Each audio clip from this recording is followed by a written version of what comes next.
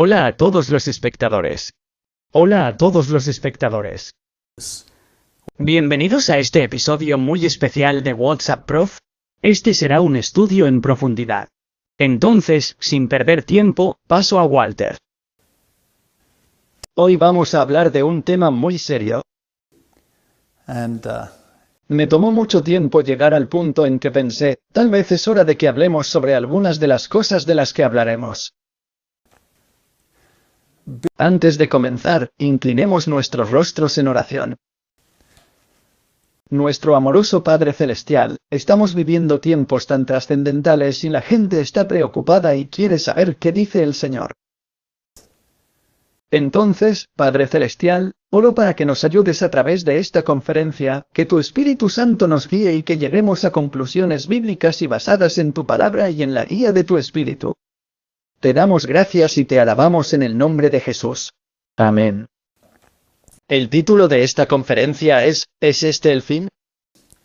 Y me interesó ver que el Express, el hogar del Daily y Sunday Express, hizo la misma pregunta. ¿Fin del mundo? ¿Es el coronavirus la plaga profetizada en el libro del Apocalipsis? Y luego afirman en este artículo que el fin del mundo será precedido por pestilencias y plagas generalizadas. Los cristianos militantes que leen el libro de Apocalipsis de la Biblia han afirmado, ¿podría esta plaga de la Biblia ser la epidemia de coronavirus que se extiende por todo el mundo? Y finalmente, después de escribir sobre estos temas, llegan a la conclusión de que, sin embargo, no hay nada que sugiera que el coronavirus es de naturaleza bíblica y no simplemente una epidemia manejable. Ahora, tiendo a estar de acuerdo con ellos. Por otro lado, se nos dice que busquemos las señales de los tiempos, y la gente ha estado preguntando, ¿es este el final? ¿Es este el principio del fin? ¿Y cuáles son las señales del fin? ¿Y hay alguna indicación sobre cuánto tiempo continuará el mundo?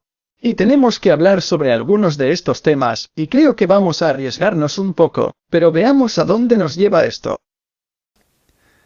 La primera pregunta que me gustaría abordar es, ¿deberíamos estar estudiando las señales de los tiempos? Ahora usaré algunas citas del espíritu de profecía. Sí. Y creo que esta iglesia ha sido bendecida con este don especial para guiarla en los tiempos que estamos viviendo. El espíritu de profecía no debe reemplazar a la Biblia. El espíritu de la profecía es hacer que lo que a veces es un poco oscuro en la Biblia sea muy claro. Y nos lleva de vuelta a la luz mayor que es la palabra de Dios. Entonces necesitamos basar lo que creemos en la palabra de Dios, pero si Dios ha tenido a bien darnos el don especial, también podemos consultarlo. Ella escribe, nuestros ministros no están cumpliendo con todo su deber. Se debe llamar la atención de la gente sobre el trascendental evento que está tan cerca. Ella está hablando de la venida de Cristo. Las señales de los tiempos deben mantenerse frescas ante sus mentes. Las visiones proféticas de Daniel y Juan predicen un período de oscuridad y decadencia moral. Pero en el tiempo del fin, el tiempo en que ahora vivimos, la visión era hablar y no mentir. Cuando las señales predichas comienzan a suceder, se invita a los que esperan y vigilan a que miren hacia arriba y levanten la cabeza y se regocijen, porque su redención está cerca. Entonces, en lugar de un mensaje de pesimismo, hay un mensaje de regocijo y admiración.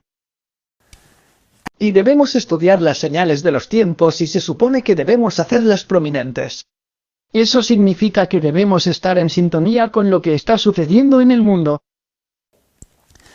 Muchos creen que cuando haces estas cosas y correlacionas las señales de los tiempos con la Biblia, estás ocupado con teorías de conspiración.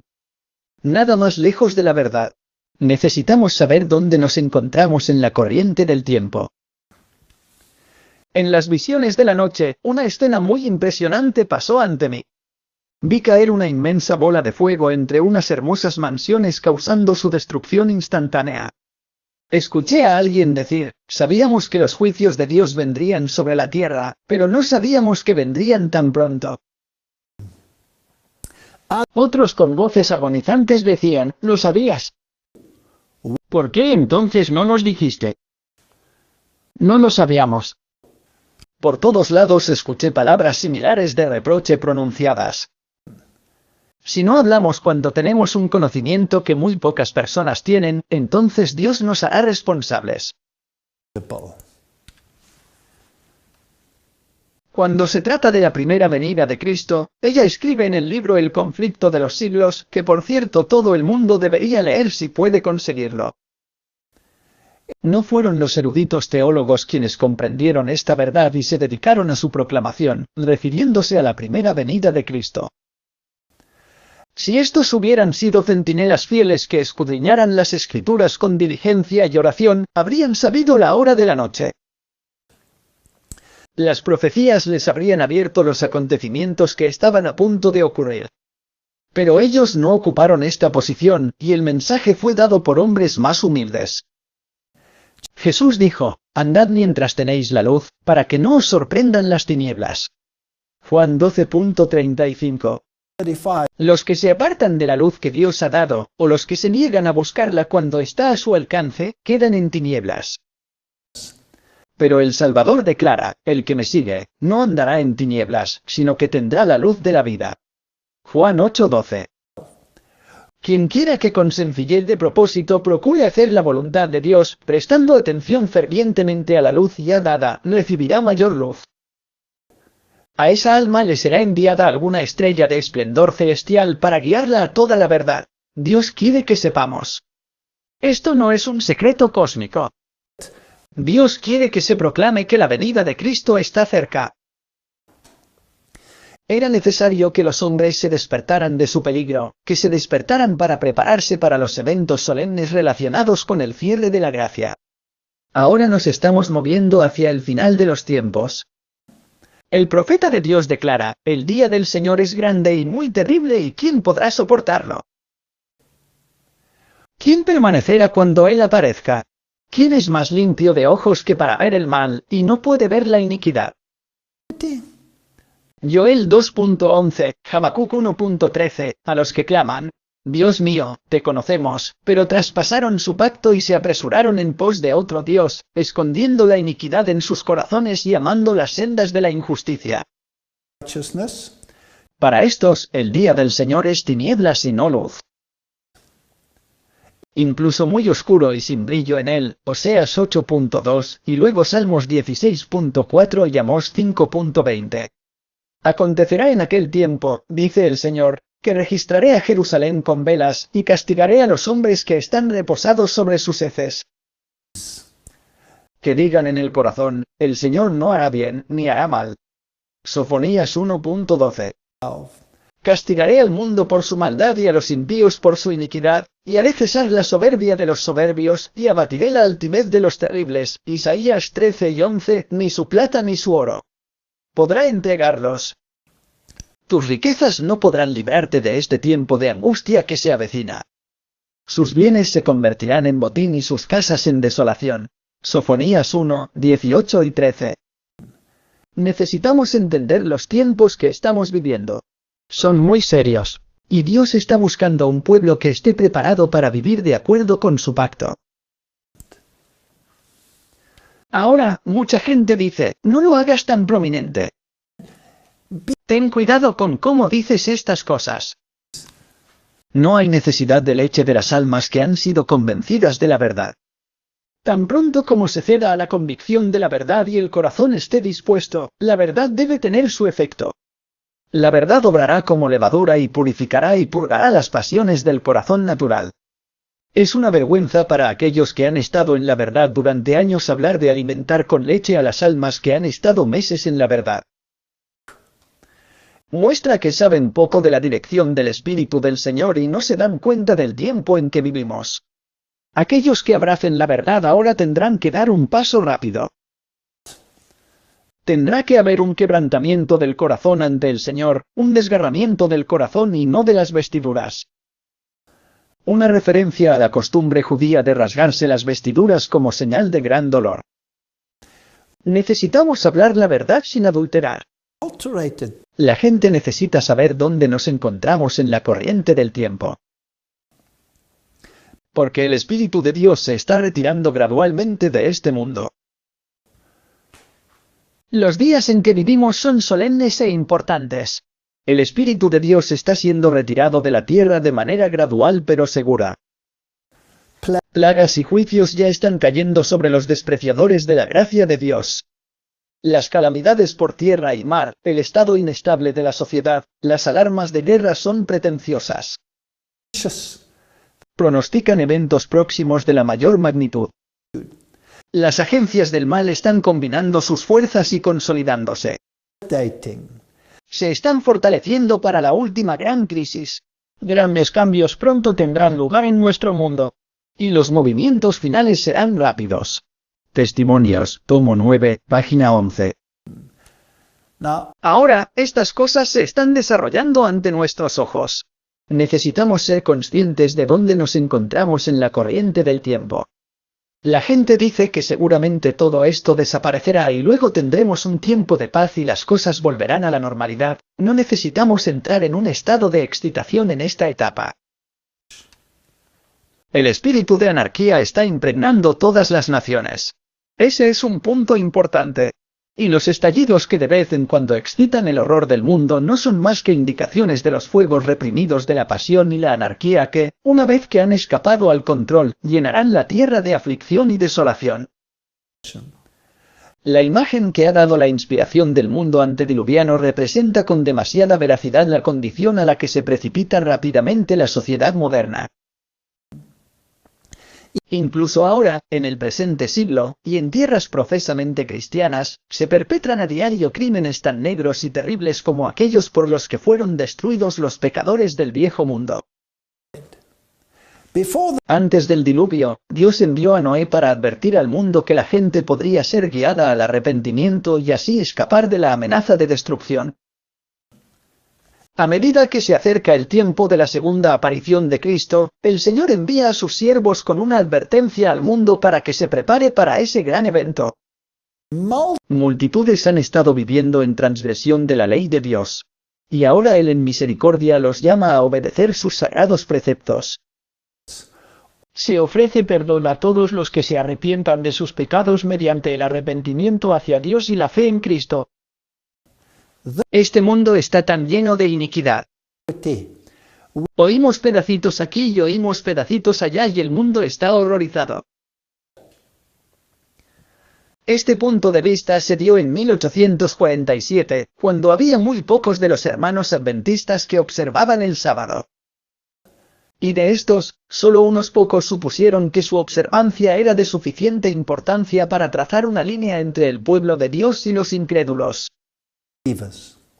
Ahora se empieza a ver el cumplimiento de ese punto de vista. El comienzo de ese tiempo de angustia aquí mencionado, esto es importante, no se refiere al tiempo cuando la plaga comenzará a derramarse, sino a un breve período justo antes de que sean derramadas mientras Cristo está en el santuario. En ese tiempo, mientras se cierra la obra de salvación, vendrán problemas sobre la tierra, y las naciones se enojarán, pero serán reprimidas para no impedir la obra del tercer ángel. En ese momento, la lluvia tardía o el refrigerio de la presencia del Señor vendrán para dar poder a la gran voz del tercer ángel y preparar a los santos para estar de pie en el período en que se derramarán las 7 últimas plagas.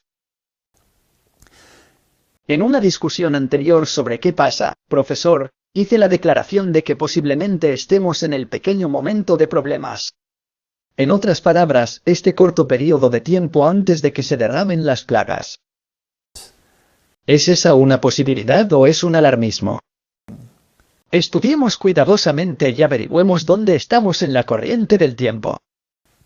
Aquí hay una noticia alemana, Metropol News, que dice que millones de fotos y videos de tráfico sexual con niños pequeños han salido a la luz y hubo una operación llamada Operación Gargamel que está comenzando, lo que demuestra que el mundo está tan lleno de iniquidad que cualquier persona sensata se convertiría en poste.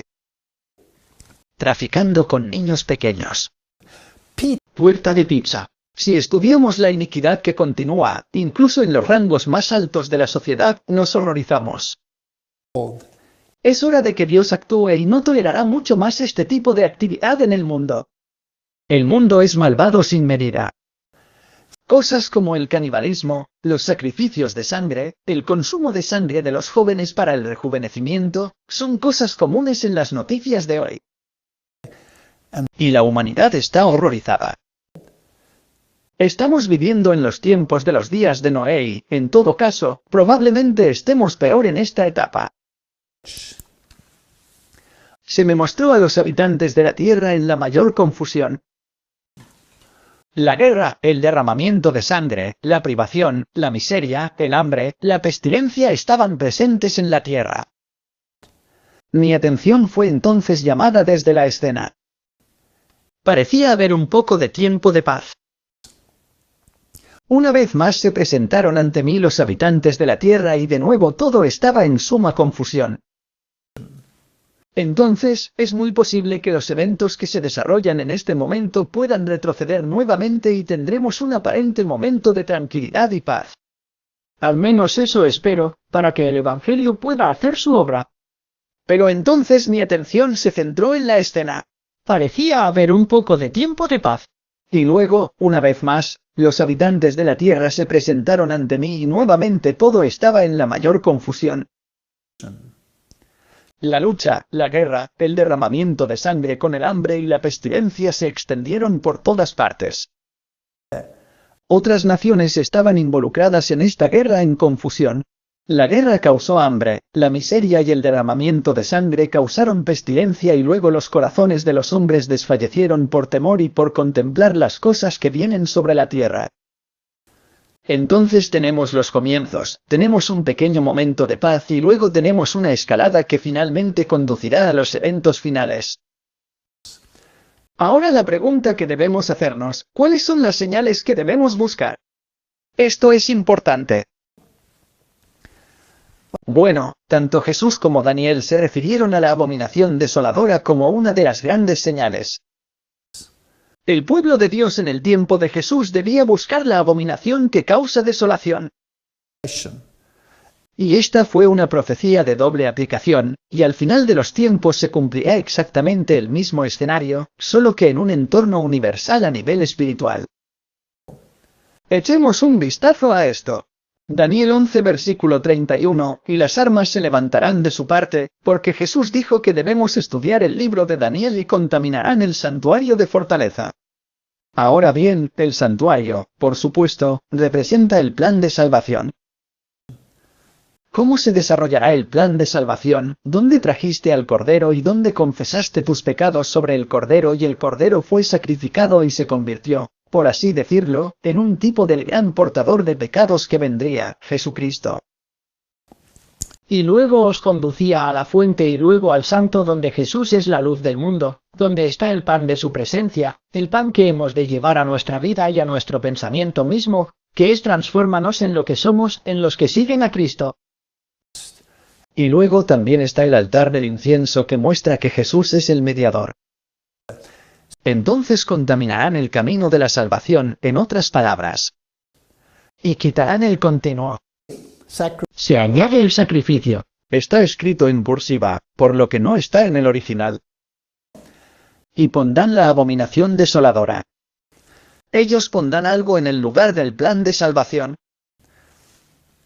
En Daniel 12 versículo 11, y desde el tiempo que será quitado el continuo, y la abominación desoladora, habrá 1290 días y aquí hay una profecía de tiempo que expande la profecía de 1260 días por 30 días. Tome un día por un año los 1260 años ampliados a 1290. 290. El 1260 comienza con el establecimiento de la abominación que causa desolación hasta que llega a su fin y eso fue desde el 538 DC hasta el 1798. 98. Pero el decreto para establecerlo salió 30 años antes, entonces es 290 días.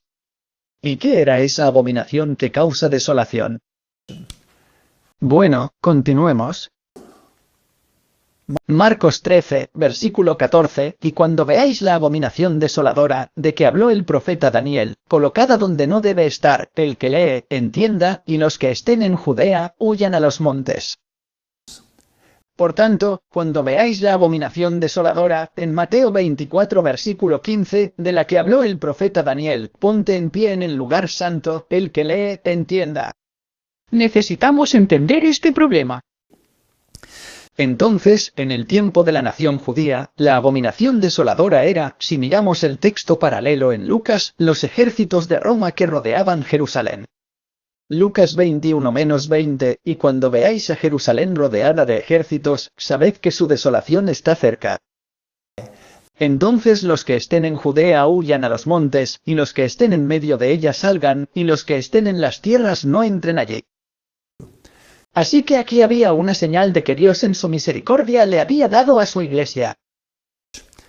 Cuando ves la abominación desoladora, que en este caso era la Roma pagana rodeando al pueblo de Dios para destruirlo y tomar su lugar.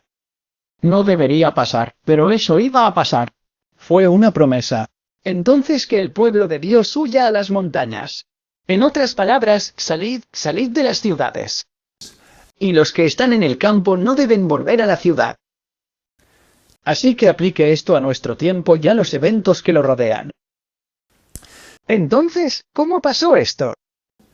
Porque cuando llegaron los ejércitos y rodearon a Jerusalén, no tenían forma de escapar.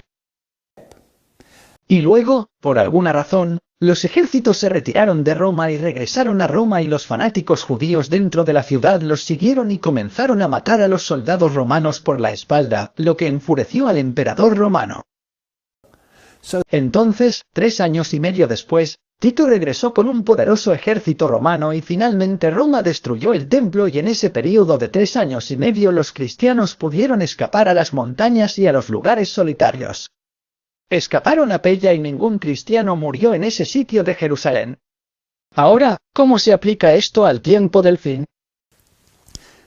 Ahora Roma, por supuesto, ha sido reemplazada por la Roma papal, a la que todos los reformadores se refieren como el sistema del anticristo. Ahora bien, si hubo 2 sitios de Jerusalén en el principio, donde el estandarte pagano sería colocado en el lugar del estandarte de salvación para Dios, ¿ocurrirá lo mismo al final de los tiempos? Y la respuesta es sí. Roma, la Iglesia Católica Romana y el sistema, no la gente, este sistema ha cambiado el plan de salvación. Ha establecido un estándar pagano. Ha cambiado la palabra de Dios. Ha cambiado la ley de Dios. Quitó el segundo mandamiento. Movió la solemnidad del sábado del 7º día de la semana al primer día de la semana. Habiendo quitado el segundo mandamiento, tuvieron que aumentarlo dividiendo el 10º en 2 para que tuvieran 10 mandamientos nuevamente. Y ellos harán su estandarte, su marca de obediencia y justicia, su estandarte. Y rodearán a la Jerusalén espiritual, los que se adhieren a la ley de Dios y al pacto que Dios ha hecho. Ahora, 2 asedios fueron los que le dieron la oportunidad al pueblo de Dios en el tiempo de la destrucción de Jerusalén para salir. En 1888, hubo un movimiento para introducir una ley dominical nacional en los Estados Unidos de América. Y Alonzo T. Jones fue quien dio testimonio ante el Comité de Educación y Trabajo del Senado de los Estados Unidos. Y habrían presentado este proyecto de ley y habrían arrestado a los que guardan el sábado de Dios. Y, de hecho, eso incluso comenzó con el arresto de personas que guardaban el sábado de Dios. Pero los argumentos de Alonzo T. Jones prevalecieron y la amenaza romana se fue. ¿Estamos viviendo en una época en la que Roma está reuniendo sus fuerzas por segunda vez? Tenemos que mantener los ojos abiertos. Esto no es una conspiración, mis hermanos y hermanas. Este es el estudio de los signos de los tiempos. Necesitamos ser conscientes de dónde nos encontramos en la corriente del tiempo. El Papa Francisco en su encíclica Laudato Si, el cuidado de nuestra casa común, ha pedido la introducción del domingo como día de descanso, para dar descanso al medio ambiente y permitir el encuentro de las familias. Esto es una violación de la ley de Dios, que dice que acuérdate del día de reposo para santificarlo. 6 días trabajarás y harás toda tu obra, pero el 7º día es sábado del Señor tu Dios. Así que el sistema católico romano le está pidiendo al mundo una legislación para reintroducir el domingo en lugar de la ley de Dios. Así que la abominación desoladora está invadiendo nuevamente. ¿Tiene el poder para hacer esto? El Papa Francisco dice que la pandemia, que ahora es la pandemia del coronavirus, es la respuesta de la naturaleza a la inacción humana ante el cambio climático. Eso para mí es asombroso.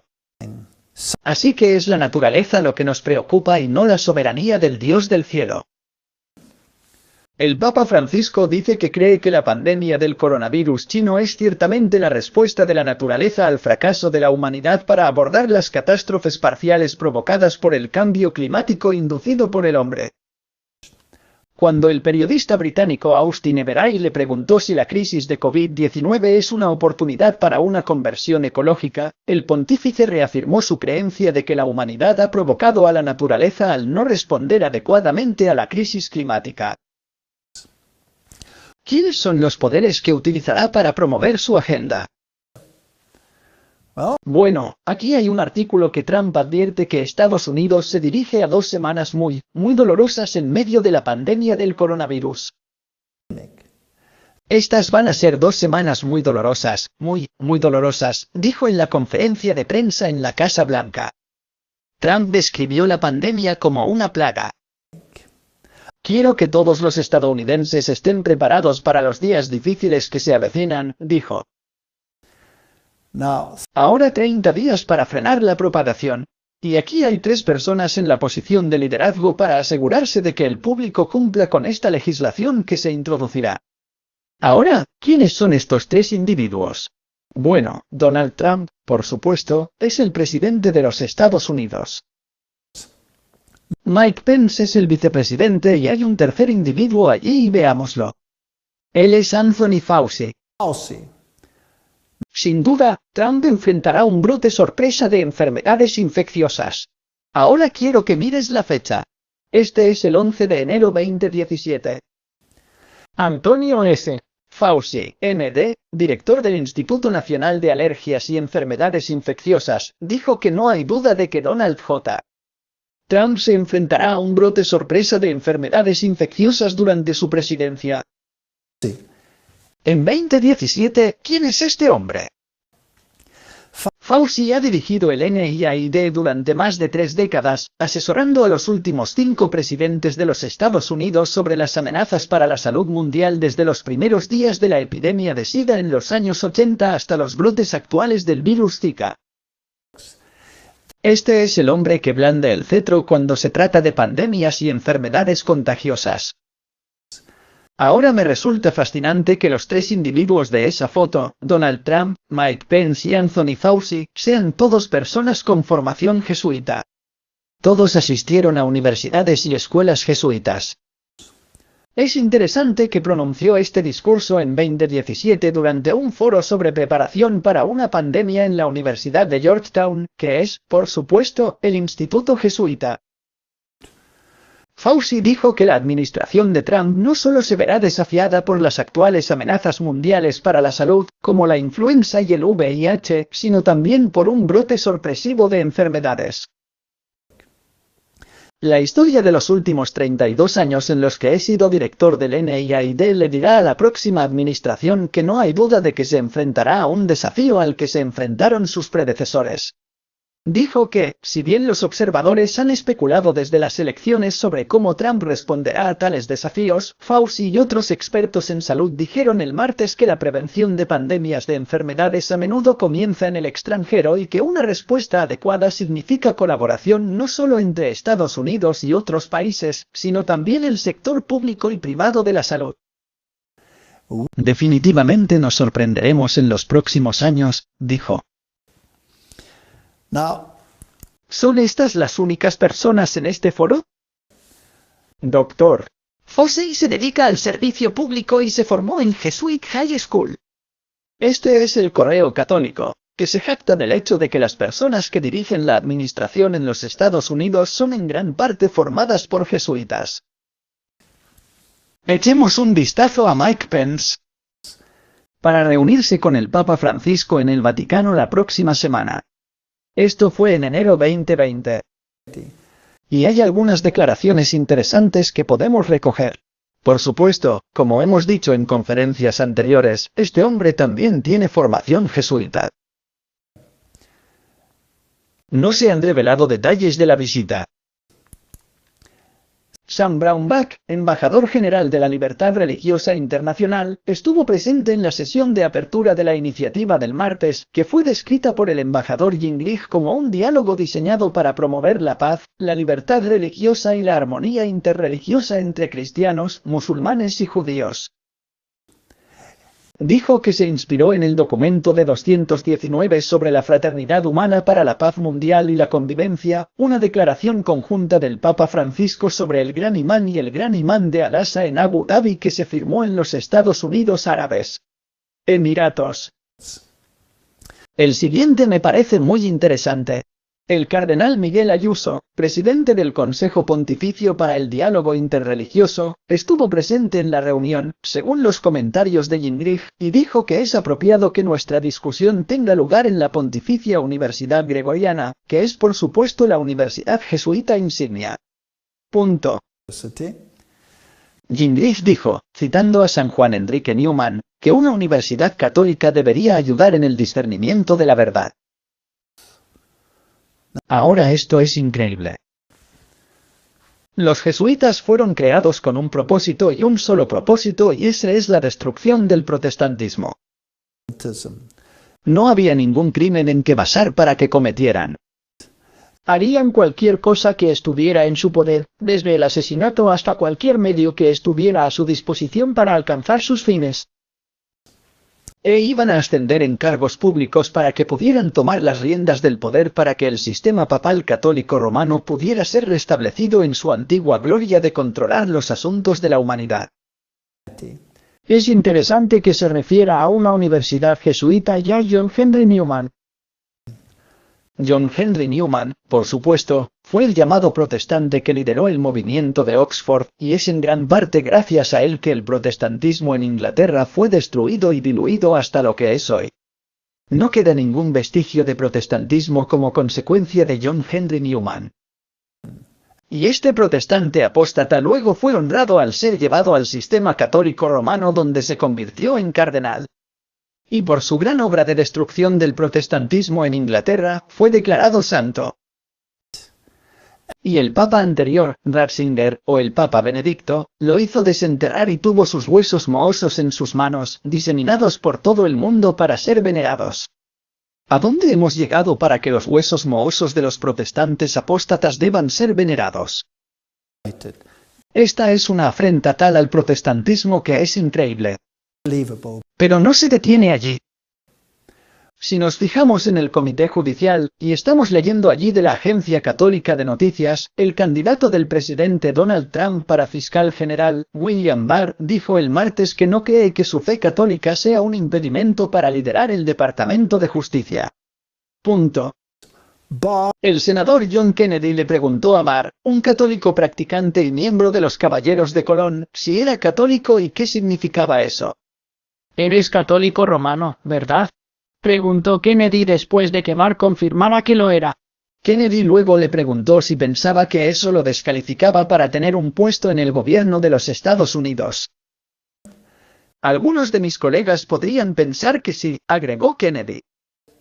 Barr respondió que si él fuera el fiscal general, le daría a César lo que es de César.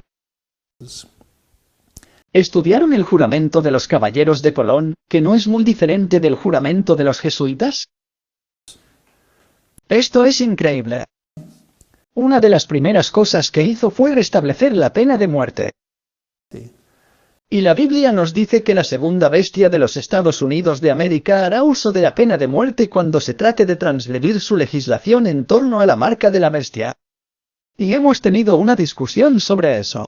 Y la marca de la bestia, el catolicismo romano, fue identificado por el protestantismo como la bestia, y claramente afirman que la marca de su poder eclesiástico es que transfirieron la solemnidad del sábado al domingo. Ahora mi pregunta es, si vemos a personas jesuitas capacitadas en puestos de liderazgo, si vemos que el fiscal general es un caballero de Colón, si vemos que el resto de la administración e incluso la oposición son católicos romanos muy acérrimos, y si vamos además, la religión desconectada.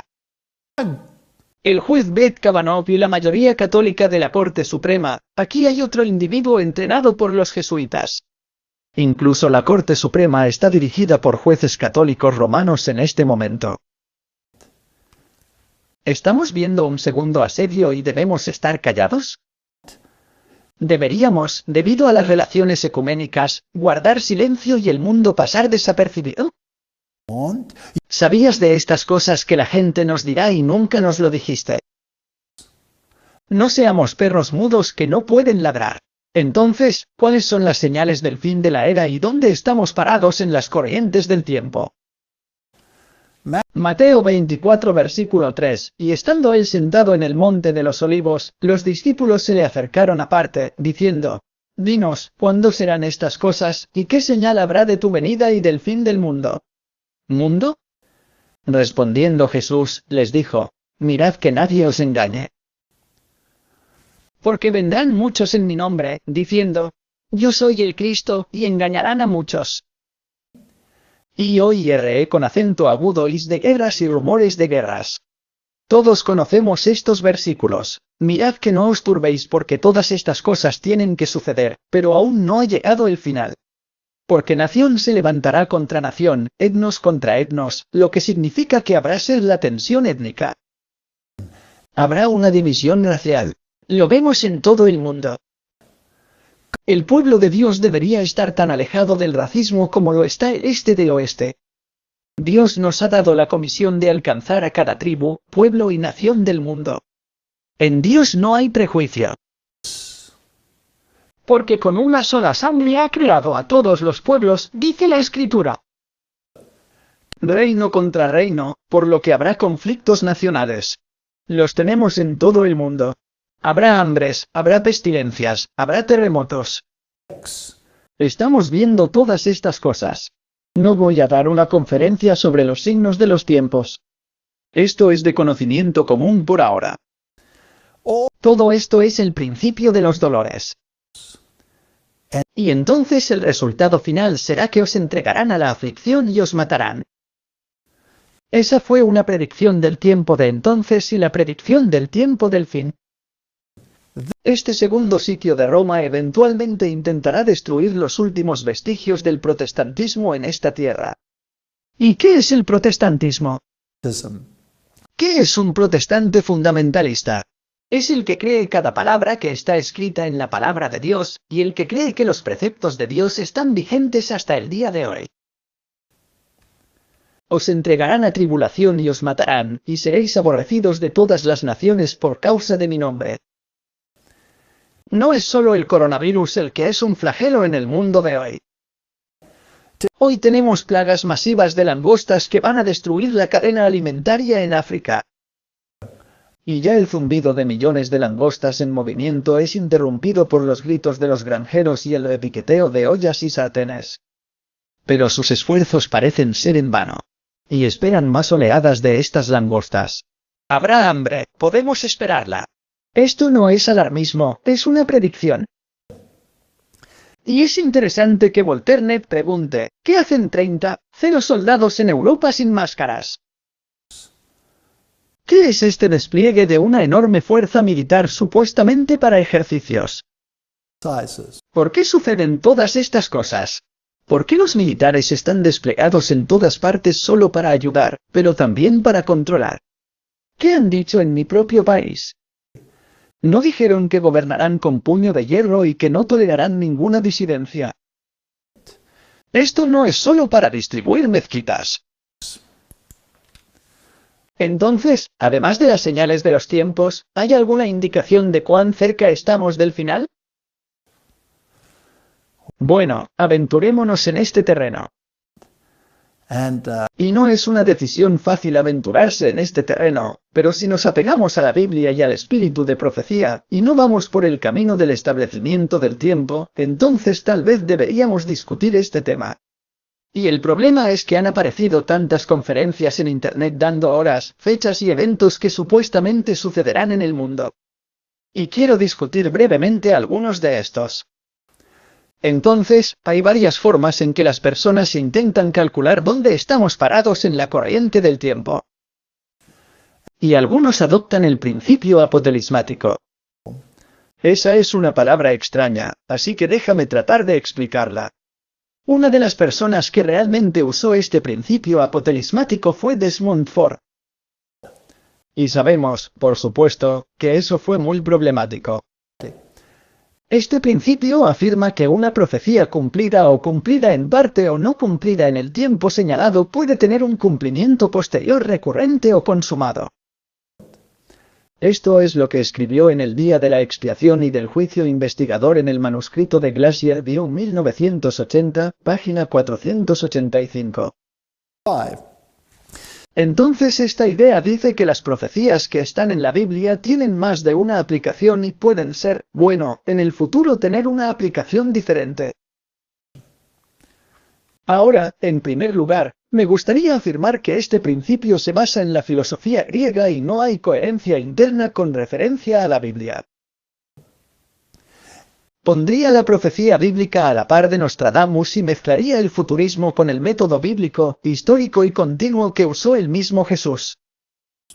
Ahora, la forma de interpretar la profecía bíblica es dejar que la Biblia hable por sí misma y si vas al libro de Daniel, hay un hilo histórico que atraviesa el libro de Daniel, un cumplimiento histórico continuo a lo largo de la profecía.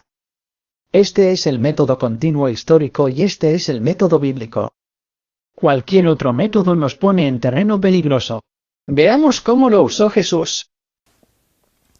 Jesús mismo usó el método historicista para interpretar a Daniel cuando anunció, el tiempo se ha cumplido y el reino de Dios está cerca, Marcos 1.15.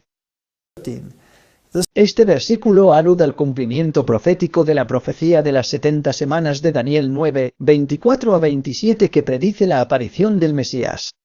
Hay una profecía que tiene un marco de tiempo y luego dice cuándo vendría el Mesías. Y esa profecía, si la calculas, llega al año 27 DC, que es el año exacto en que Jesús comenzó su ministerio. Tenía 30 años, pero nuestro calendario está mal y cualquier enciclopedia infantil te lo dirá. De modo que el momento en que tenía 30 años era en realidad 27 DC. Entonces no podemos usar ese método, este principio apotelismático, porque ¿cómo lo aplicarías? ¿Cómo tomaría usted, por ejemplo, las imágenes del capítulo 7 de Daniel, que son un continuo histórico y nos diría cómo surgirán los reinos? El primero es como un león, Babilonia. El segundo como un oso, que es Medo-Persia. El tercero como un leopardo con 4 alas y 4 cabezas que era el imperio griego y luego la bestia terrible que era Roma y luego los 10 cuernos, los poderes europeos que saldrían de ese sistema. Ese es un flujo continuo histórico. Si quisieras tomar esa profecía y aplicarla en el futuro, entonces tendrías que usar esas imágenes y asignar otros asuntos a esas imágenes. Entonces podría, por ejemplo, decir, bueno, el león es el símbolo de Inglaterra hoy, entonces debe estar refiriéndose a Inglaterra. Y el águila sería un símbolo de los Estados Unidos de América porque ese es su símbolo y el oso podrías convertirlo en un símbolo de Rusia y luego podrías pensar en lo que quisieras poner. Así es como usas las profecías de Nostradamus. Encaja cualquier cosa en él y no tienes otra base que la conjetura. Es peligroso y no deberíamos ir allí. El segundo principio que la gente usa para hacer profecías de tiempo es que algunos adoptan el principio del jubileo de calcular el tiempo preciso del fin. Y ellos cuentan los jubileos desde el tiempo de Adán hasta nuestro tiempo actual. Y ha habido algunas conferencias al respecto.